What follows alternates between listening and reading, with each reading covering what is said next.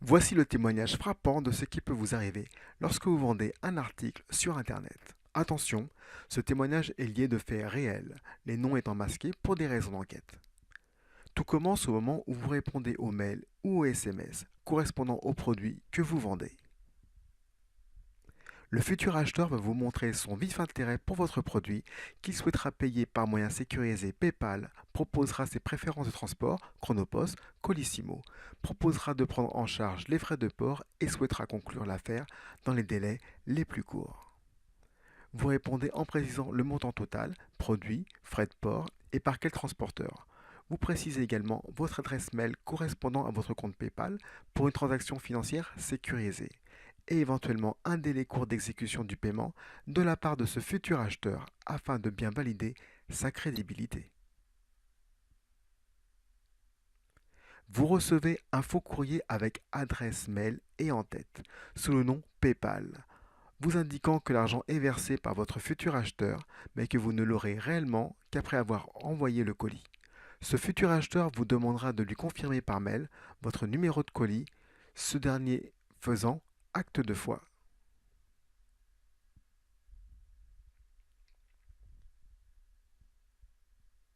Le futur acheteur vous envoie un message vous informant du succès de son virement vers votre compte PayPal et vous demande de vérifier votre compte et vos mails. Il en profite également pour vous donner l'adresse de livraison de son futur colis. Vous ne vous fiez qu'aux faux mails de confirmation PayPal, sachant que votre compte ne sera crédité qu'une fois le colis envoyé, et vous répondez donc positivement, comme quoi l'argent est bien arrivé et que vous allez procéder à l'envoi du colis. Votre futur acheteur vous en remercie d'avance. Vous recevez un second faux courrier PayPal, vous demandant de payer 750 € par le biais de recharges PCS, vendues en kiosque à tabac ou chez les buralistes, afin de valider la transaction qui est devenue internationale, car votre acheteur est suisse et que lui vient également de payer cette même somme sur votre compte PayPal. Cette affaire va trop loin, vous décidez d'arrêter la vente et vous envoyez au plus vite un mail à votre futur acheteur afin de stopper tout cela.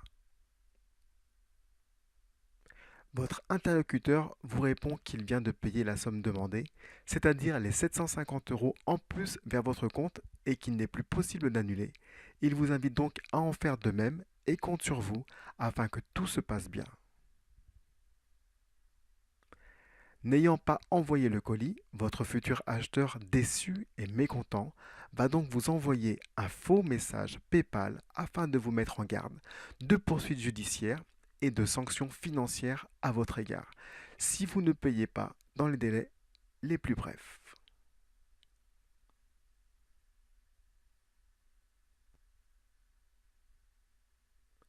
PayPal, spécialiste pour l'envoi et la réception de paiements, vous donne quelques recommandations.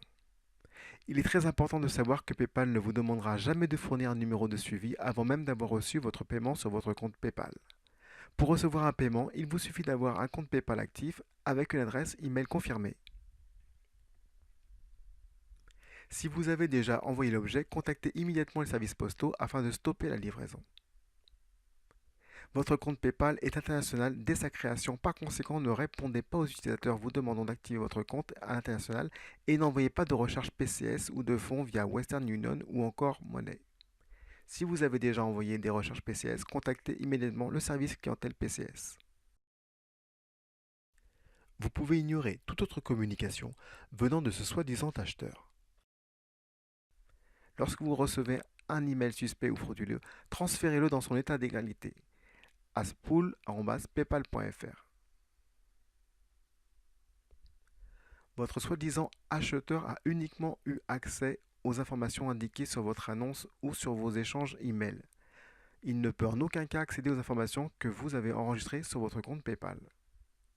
Le contenu de l'email que vous avez reçu vous invite-t-il à saisir les informations sensibles? PayPal ne vous demandera jamais de saisir votre numéro de compte bancaire, numéro de carte bancaire, numéro de permis de conduire, adresse mail ou même votre nom complet. Vous pouvez aussi vous rapprocher des forces de police ou allant sur le site www.internet-signalement.gouv.fr. Victime d'escroquerie? Non, cela n'arrive pas qu'aux autres. Soyez vigilants.